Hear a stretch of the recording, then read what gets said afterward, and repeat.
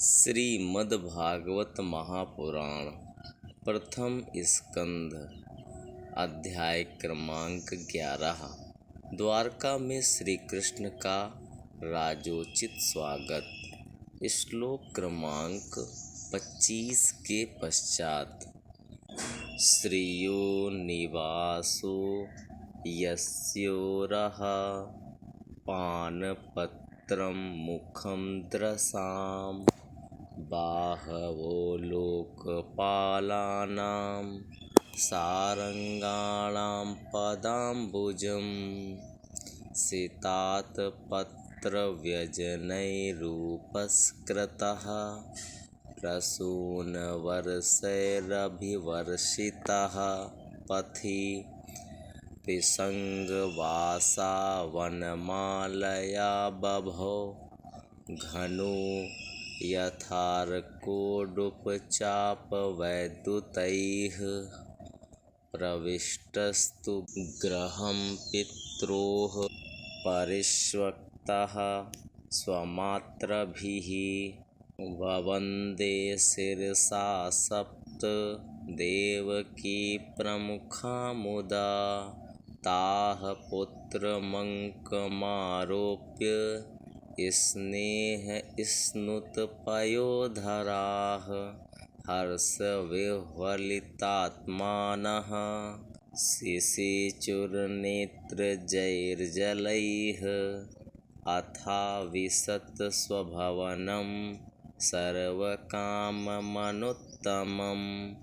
प्रासादा यत्र पत्नीनां सहस्राणि च षोडश पत्न्यः पतिं प्रोष्य गृहानुपागतं विलोक्य सज्जातमनोमहोत्सवाः उत्तस्थुरारात्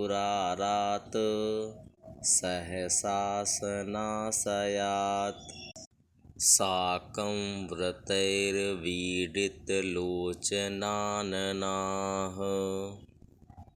उनके चरण कमल भक्त परमहंसों के आश्रय हैं। उनके अंग अंग शोभा के धाम हैं। भगवान की इस छवि को द्वारकावासी नित्य निरंतर निहारते रहते हैं, फिर भी उनकी आँखें एक क्षण के लिए भी तृप्त नहीं होती। द्वारका के राजपथ पर भगवान श्री कृष्ण के ऊपर श्वेत वर्ण का छत्र तना हुआ था। श्वेत चंवर उड़ाए जा रहे थे। चारों ओर से पुष्पों की वर्षा हो रही थी। वे पीतांबर और वनमाला धारण किए हुए थे। इस समय वे ऐसे शोभायमान हुए मानो श्याम मेघ एक ही साथ सूर्य, चंद्रमा, इंद्रधनुष और बिजली से शोभायमान हो। भगवान सबसे पहले अपने माता पिता के महल में गए। वहाँ उन्होंने बड़े आनंद से देवकी आदि सातों माताओं को चरणों पर सिर रखकर प्रणाम किया और माताओं ने उन्हें अपने हृदय से लगाकर गोद में बैठा लिया। स्नेह के कारण उनके स्तनों से दूध की धारा बहने लगी। उनका हृदय हर्ष से विह्वल हो गया और वे आनंद के आंसुओं से उनका अभिषेक करने लगीं। माताओं से आज्ञा लेकर वे अपने समस्त भोग सामग्रियों से संपन्न सर्वश्रेष्ठ भवन में गए। उसमें 16,000 पत्नियों के अलग अलग महल थे। अपने प्राणनाथ भगवान श्री कृष्ण को बहुत दिन बाहर रहने के बाद घर आया देखकर रानियों के हृदय में बड़ा आनंद हुआ। उन्हें अपने निकट देखकर वे एकाएक ध्यान छोड़कर उठ खड़ी हुईं।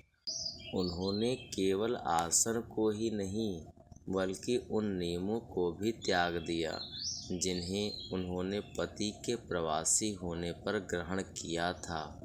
उस समय उनके मुख और नेत्रों में लज्जा छा गई।